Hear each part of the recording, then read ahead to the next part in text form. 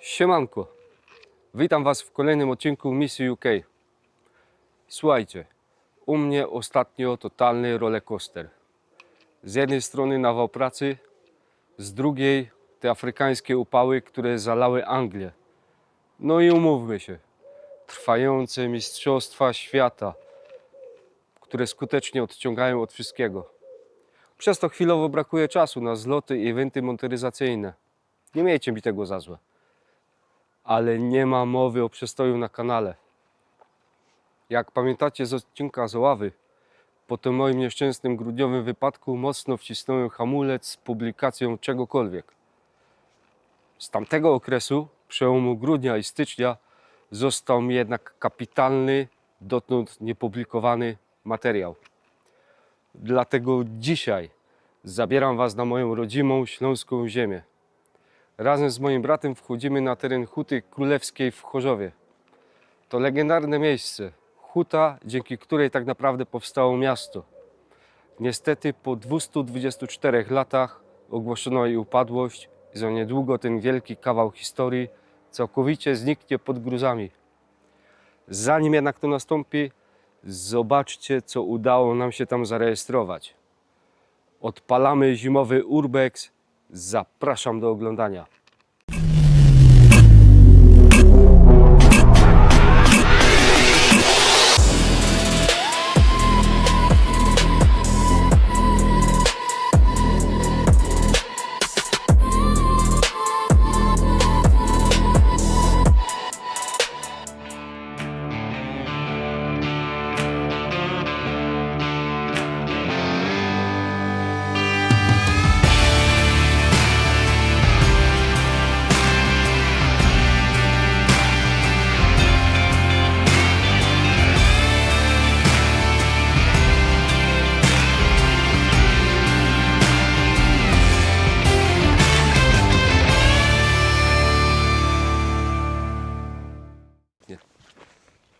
Siemanko widzowie, Kuklok wita Was z Polski, a konkretnie z mojego rodzinnego miasta, którym jest Chorzów.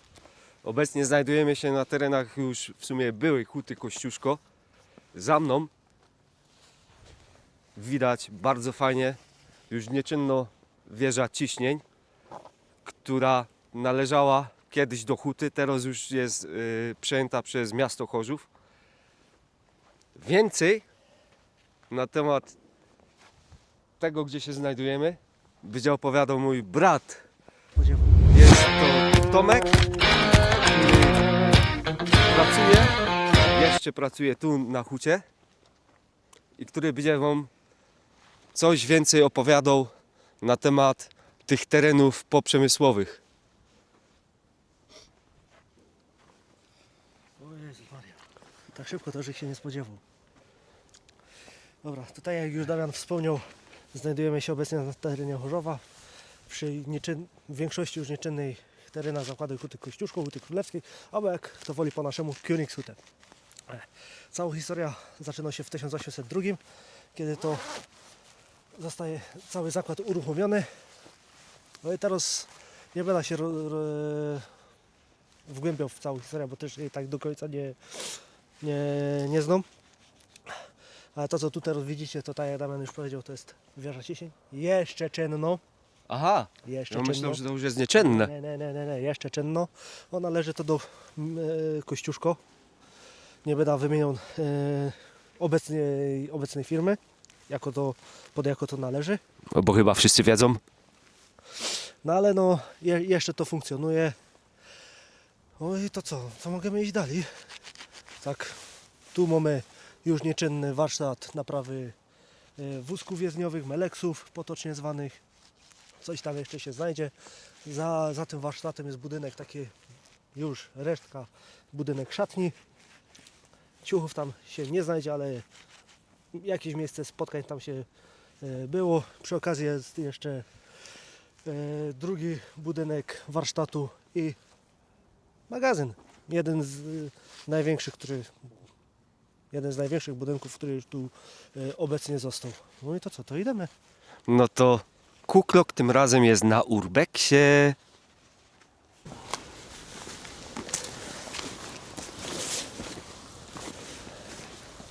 No jeszcze parę lat wstecz cały ten strop jeszcze istniał, jak było to nagrane. Czyli tutaj, Tutaj, wszystko to.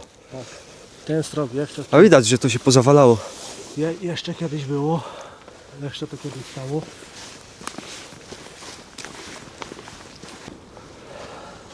No, kiedy tej drabiny nie było, tam był ino sznur wstawiony. Po tym sznurze się cisło do góry. A ta drabina, taka samoróbka z pozostałości drzew pozbijano. No, co znaleźli, co zrobili. Dobra, to idziemy. Zobaczymy, co tu się kryje. Tu pod tym budynkiem jest jakieś wejście do piwnicy, ale już takie zasypane. Chudszy człowiek by tam jeszcze wszedł, ale nie ja.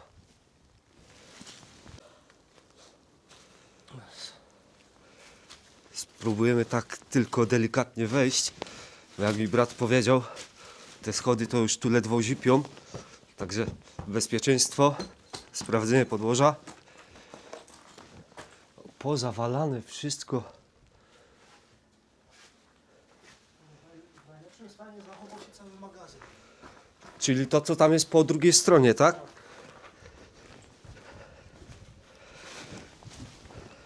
Jak widać, aura zimowa. Trochę tego białego pieroństwa nasypało. Śniegu. O, tu jak fajnie widać ta wieża ciśnień. Niestety jest ona ogrodzona, okamerowana, zabezpieczona, no i nie da się tam wejść, nie? Ale pokażemy wam tyle, ile można. Zwania ze suwnicy. A tam to mogą być albo drzwi z Meleksa, potocznie zwanego. O, tak jak brat powiedział, tu widać jakieś drzwi z jakiejś suwnicy albo jakiegoś innego wózka, Melex czy cokolwiek, ale chyba to była jakaś suwnica, bo na Melexa to takie za wielkie te drzwi. Tu widać, w jakim to jest wszystko stanie. Dach taki sobie. Widać tabelka stropowo. I to wszystko w takim jeszcze... To jest chyba jeszcze przedwojenne budynki, nie? No jak cała huta powstała 1802, no to... No i od tego czasu się to rozwijało. Który to jest rok, to ci nie powiem. No może da się to ustalić w jakiś sposób. Może znajdziemy jakieś daty czy coś. Dobra, idziemy dalej.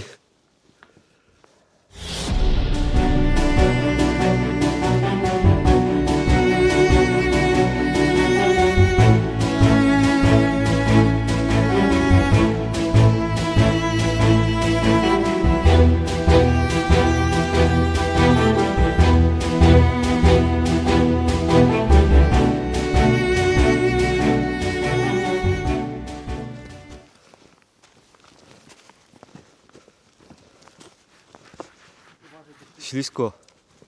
Wiadomo, pogoda jest jaka jest. No już widać, że jest... się sypie. Weszliśmy do góry po tej magicznej oto drabince. No, jakoś się udało wejść bezpiecznie. Znajdujemy się teraz w starej łaźni. No to było łaźnia. Tu kiedyś do tego był podczepiony sznur i spuszczony stamtędy. To jak nie wleźli. No, widać jeszcze ostały się te ścianki. Patrzcie, jeszcze luksfery są. No. To tu fajnie to musiało wyglądać kiedyś. A. Widzicie? O, tak było to wszystko przedzielone. Każdy miał swoje miejsce pod prysznic.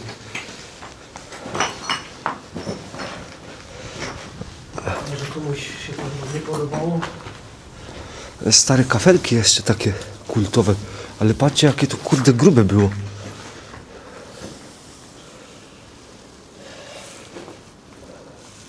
Dobra, idziemy dalej, zobaczymy co tu jest. O! Echo! A tu my są... Chyba w szatni to było, nie? Nie mam pojęcia, co tu było. Chyba szatnia. Ale widać ten sufit jak fajnie zrobiony. Resztki. Takie resztki sufitu. Tak jakby cegła koło cegły była postawiona, co nie?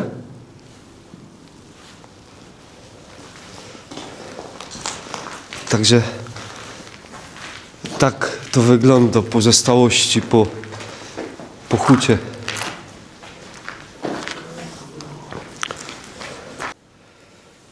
Brygada, miejsce. A to jest puste, może z drugiej strony. Nie, nic. O, tu coś jest. Czekaj. Świadectwo czego? Czekaj. Jakieś pierwsze znalezisko w postaci jakiegoś dokumentu. Uwierzytelnienia. No tu jest rok 96. Dyrektor Kraków.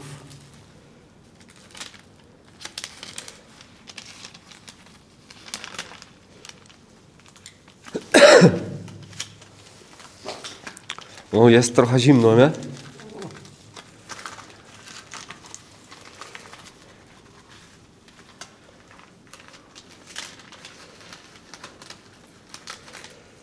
Chyba przymarzło, co? Świadectwo uwierzytelnienia. Coś tu huta Kościuszko.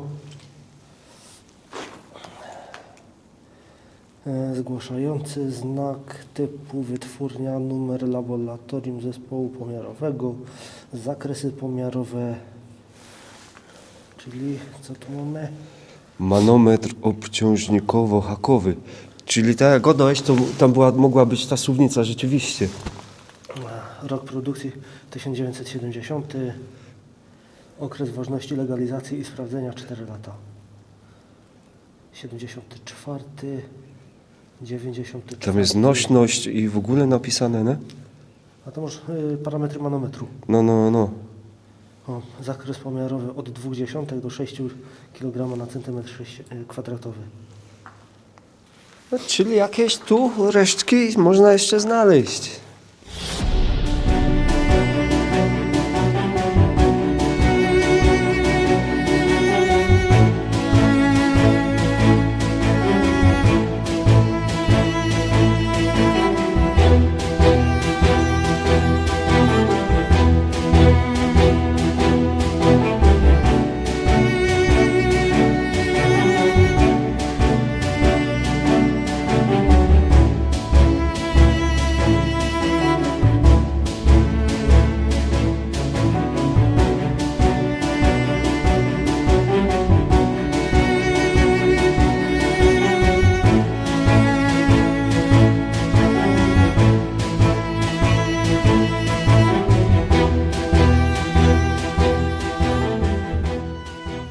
Widać, jak ta ściana ledwo stoi.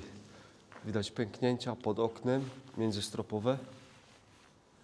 Widzisz, że to ci za niedługo pierdzielę. No za niedługo jo. No, znaleźliśmy stare mydelniczki. Wiadomo, jesteśmy w okolicach łaźni, która jest za nami. Tu chyba była szatnia. Widać jakieś rękawiczki, buty. Wszystko robocze.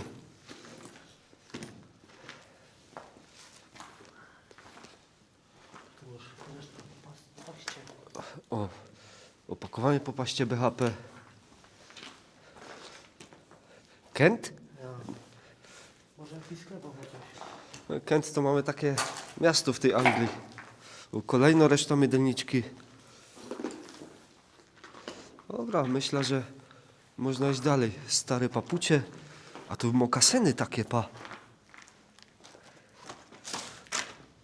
Dobra, A bubelka. dobra. Idziemy dalej urbeksować te tereny pochutnicze. Tak w ogóle Chorzów kiedyś to była ino wieś, to nie było miasto. Miasto powstało dzięki tej hucie. Wtedy jak powstała huta, wieś Chorzów została przełączona do Königshütte, czyli do tej huty, i w ten oto sposób powstało miasto Chorzów. No teraz wchodzimy. Jak się to tu nazywało? Tu był warsztat wózków tygodniowych na Leksu w 2018, 2019 chyba, nie pamiętam, coś koło tego. Tu jeszcze funkcjonowała jakaś firma, która zajmowała się wykonywaniem odwiertów. Odwiertów? Po co? Nie mam pojęcia. A, widać resztki podłogi. A to nie kafelka, to jest cegła chyba, nie? Nie, kafelka. Takie same resztki. Także tak to tu wyglądało. No, palenie zabronione. O, także bez kurzenia. Panie Kuklok. No tu chyba jakaś stacja transformatorowa była na 120 V. Mogło tu być przyłącze do... Albo przyłącze do ładowania wózków, albo coś, no. No tam dalej chyba nie będziemy szli, co? No tam nic nie ma specjalnego, ale ten strop daje tam dalej dużo do myślenia. No, z drugiej strony, nie? On jest tu, jak się nazywa. A jo, z lewej strony, tak, On jest tu za tą ścianą. za tą ścianą. Ale patrzcie, jak kiedyś się budowało budynki takie przychódnicze. To wtedy miało jakiś styl. Nie wiem w jakim stopniu, czy to był coś na skala prestiżu, czy jak. No, takie PRL-owskie budownictwo, nie? Czy ja czy powiem,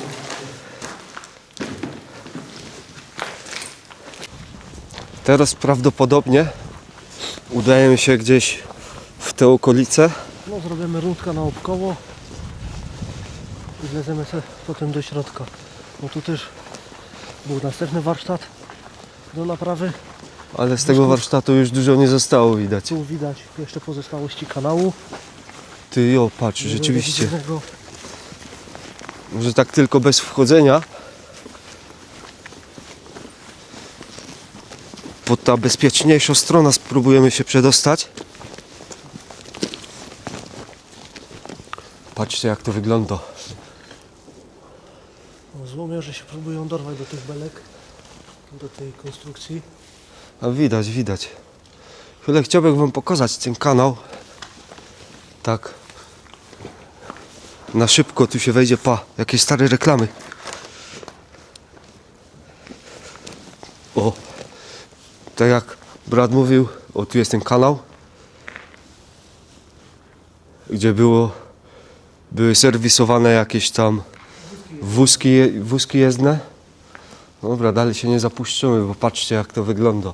Strach tu chodzić. Pitomy stąd. No to są jeszcze tereny obecnej firmy, bez wymieniania jej nazwy. Bo wszyscy wiedzą. No ci co wiedzą, to wiedzą. Tu chyba jakieś stare te... Nie, Nie? jak robili przebudowa katowickiej, to kiedyś musieli to wszystko składować. Okej. A to tam jeszcze jest czynne, czy też jest nieczynne? No. Nie. A to już jest nieczynne. Mimo, że to jest na terenie obecnej firmy, nie? No bo wszyscy wiedzą jakiej. Z tego co wiadomo, tu w tych pozostałościach mogą przebywać, aczkolwiek brat mówi, że na 100% są tu bezdomni.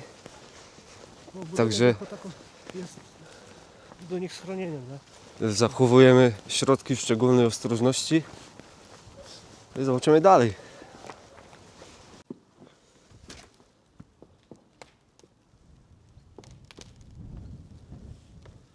Dobra, tędy nie będziemy chodzić, bo jak widzicie jest w ciule dużo jakichś desek. Nie dość, że to jest śliskie, nie wiadomo jak to jest poukładane, czy coś pod tym jest. Dlatego spróbujemy wejść od drugiej strony. Naprzeciwko tych ruin Muzeum Hutnictwa zaprasza. Możemy Serio? Się, możemy się przejść tam ten kawałek. A może tu najpierw zobaczymy to, co ci tu mówił. Obczaić ten budynek. Ciekawe, zobaczymy. No nie wiem, czy ta tablica tu stoi jako żart, czy jak, ale... O co? O lofty pewnie chodzi. O lofty? Czyli o tamto, to? Tamto. No tak, ta tabliczka w trochę nieodpowiednim miejscu stoi, no ale to jest tylko i wyłącznie moje zdanie. Unia Europejska. Dobra, obczajamy dalej.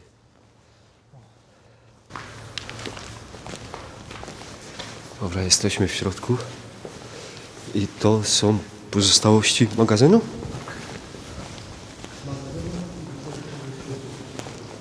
Magazyn i wypożyczalnia sprzętu. Aha, sportowego. Na hucie sprzęt sportowy można było wypożyczać kiedyś. Patrzcie, patrzcie. Tak, tutaj na jednej ścianie jest napisane do wypożyczania. Schodki. No. Nie ma kurzenia znowu.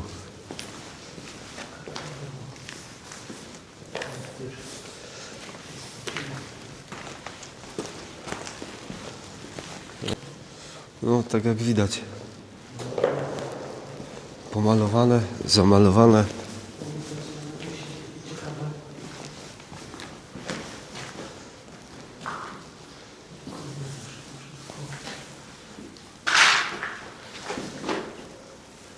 Dobra, oglądamy dalej. Ten strop jest fajnie zrobiony. To jakieś żelbetowe belki chyba były, nie?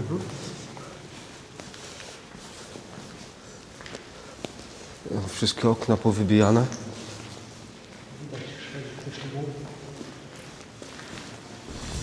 Aha.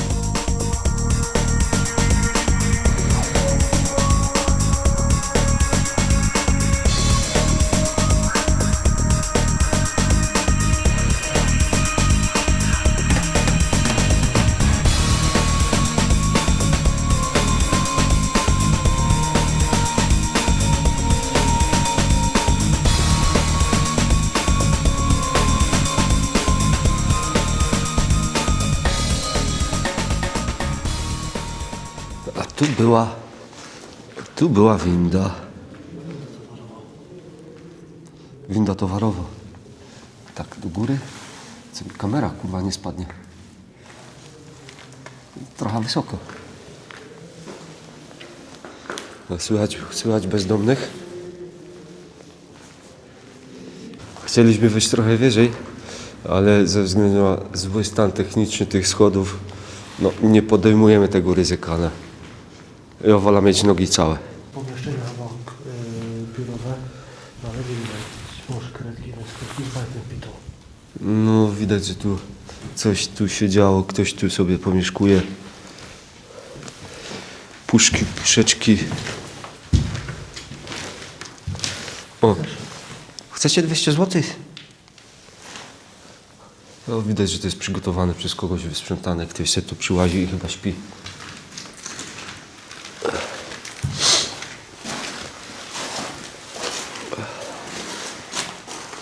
To takie chyba jakieś biurka były, nie? Biura. No to wygląda. Nie chyba, tylko na pewno.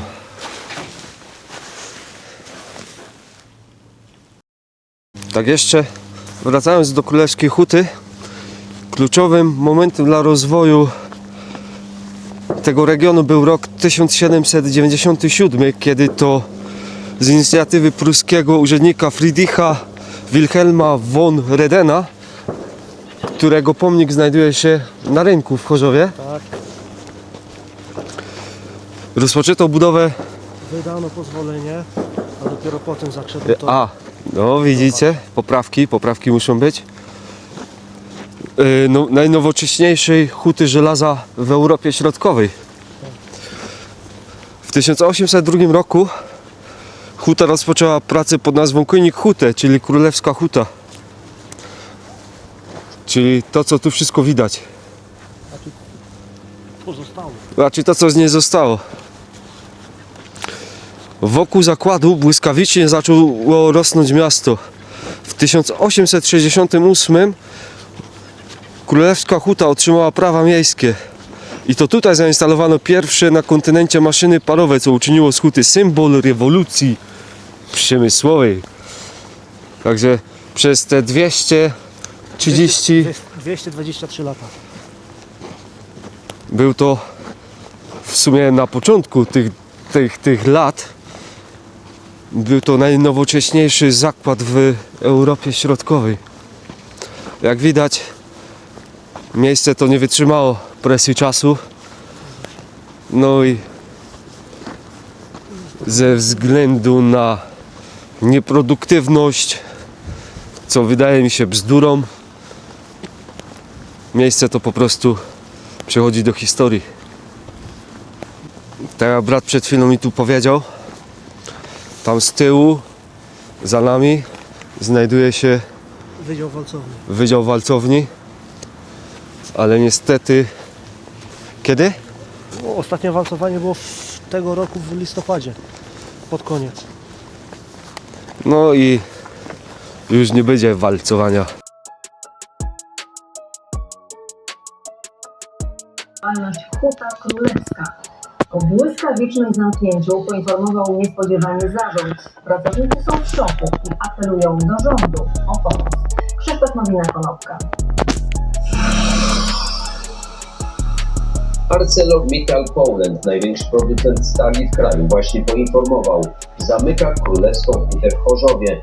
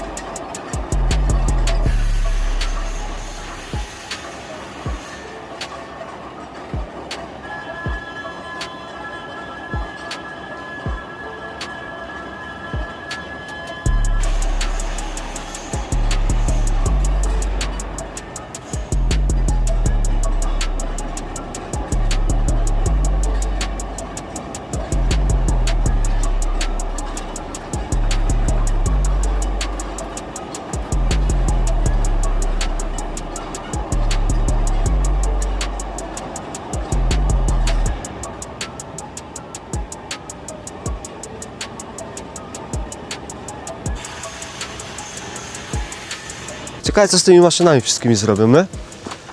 Czy to jako na złom pójdzie? Część maszyn, jako że była w leasingu, to została ładnie wyczyszczona i odsprzedano. No, z takiej informacji, co Kajś mi się tu obiło o uszy, to teoretycznie cały zakład mógł zostać zrównany z ziemią. O szkoda, bo to kawał historii, w końcu 232 lata, nie? 223. 223, sorry. Lecę z tym 230. Bych ci powiedział, ale nie by na tego gotowy. Lepiej to przemilczeć. Z takich ciekawostek to ta walcownia, jakby Muzeum Hutnictwa i Urząd Miasta doszli jakoś do porozumienia i by uratowali walcownia, to by było jedno z najlepszych eksponatów, jakie by mieli. Bo część sprzętu jest tak stara, że stare jak huta. Jo? Jedyne takie, z tego co tak kiedyś jak słyszał na którejś z wycieczek, że jest tam jedna taka maszyna, urządzenie, które stoi od początku istnienia tej huty. Ocie pierun, i to wszystko jest na para, nie? Nie, to Nie? zostało przerobione i to było robione, zasilane ino i wyłącznie wodą.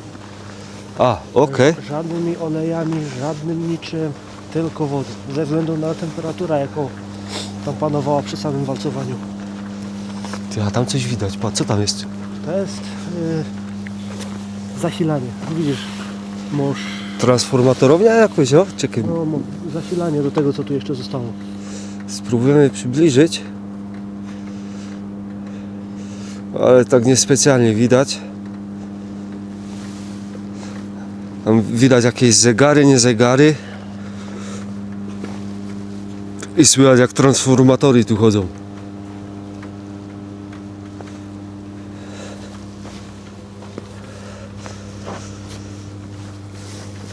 No szkoda, no mogliby tu wziąć kilka eksponatów, tak jak tu brat mówi, do tego oto miejsca. W sumie mają niedaleko. Jak całe muzeum by wziął całą walcownię, no to mają taki zysk z tego potem. No czy byłoby tyle odwiedzających? Na pewno. Na pewno by się znalazło sporo odwiedzających. Jednak to jest kawał historii tego miasta. No tak. Miasta, regionu. Dobra, ja muszę zrobić sobie pauza i muszę rączki schować do kieszeni, bo trochę piździ. Tu przyjął, tu była stróżówka, a brama zaczynała się tam. No tam się właśnie, jak Rad mówi, tam się zaczynała brama wjazdowa do huty. A tu jedynie co jeszcze zostało, taką pozostałość to stróżówka. Okno wybite, to zerknąć. No, można luknąć co tam jest. A widzicie, wchodzimy tak lekko na teren Alstomu. Ale przez okna idzie luknąć. Co tu pozostało? Ty, ale to jeszcze tu w jakimś takim normalnym stanie jest. Jeszcze. Dobra, jedno okno.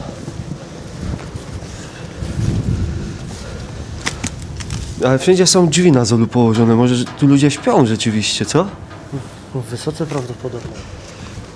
Do potwierdzenia zobaczymy tu. Nie.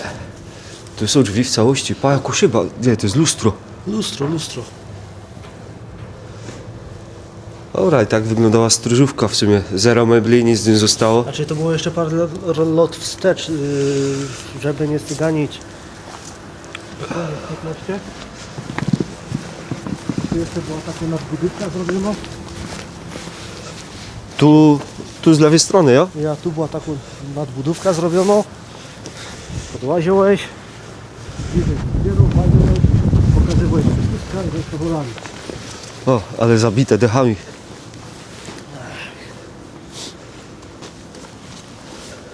O, lofty Kościuszko. Tu jesteś. Fajnie. Dobrze wiedzieć, że tu jest. O, a czemu tu jest Kalide napisane na dole? Wiesz? Nie wiem, nie mam pojęcia. To trzeba się wyczytać, dowiedzieć, co wspólnego ma Kalidę z tymi loftami Kościuszko. Jakby nie było Kalide pochodził słowa, nie? No, oczywiście. Tam na dole, pod tą rampą, był magazyn olejowy. Czyli wszystko co zużyte szło tam. Niekoniecznie zużyte. Mogły być pełne beczki, puste. Albo no, tam znaleźć też wypożyczenia sprzętu sportowego. Namioty, kajaki. A to wszystko tam na dole. Tak, no tak jak pisało. A no ja, według znaku, no. Namioty, kajaki. To jeden majster nie opowiadał, że ekipa. Nie, tu będziesz miał od razu ścianę. A, nic nie widać. Jo, jest ściana. Powybijane szybki. Nic widać. Na sam koniec mam dla Was coś, co pozwala spojrzeć na te gruzy z zupełnie nowej perspektywy. Bo widzicie, to co dziś oglądamy jako niszczejący szkielet, to tak naprawdę kolebka całego miasta. Przed 1802 rokiem tereny dzisiejszego centrum Chorzowa były tylko pustym polem, lasami i 2 małymi rolniczymi osadami. Wszystko zmieniło się w jednej chwili, gdy pruski hrabia Friedrich Wilhelm von Reden postanowił wybudować tu nowoczesny zakład. Tak narodziła się Huta Królewska. To był prawdziwy magnes. Wokół huty w błyskawicznym tempie zaczęły wyrastać domy dla robotników, karczmy, sklepy i szkoły. Powstawały całe ulice, a osada rozrosła się tak gigantycznie, że z czasem zyskała prawa miejskie i przyjęła nazwę od zakładu, który dał jej życie – Królewska Huta, później przemianowana na Chorzów. To właśnie ta huta ukształtowała tożsamość tego miejsca, dała pracę pokoleniom i zbudowała miasto od zera. Dziś, po 224 latach, serce, które napędzało ten organizm, ostatecznie przestało bić. To niesamowite i jednocześnie niesamowicie smutne. Miasto, które narodziło się dzięki hucie, teraz przetrwa ją samą. I z tą refleksją Was zostawiam. I to by było na tyle z dzisiejszej wyprawy. Smutno się patrzy na to, jak potężna historia obraca się w ruinę. Ale cieszę się, że udało nam się razem z bratem uwiecznić ten klimat, zanim maszyny wyburzeniowe zrobią swoje.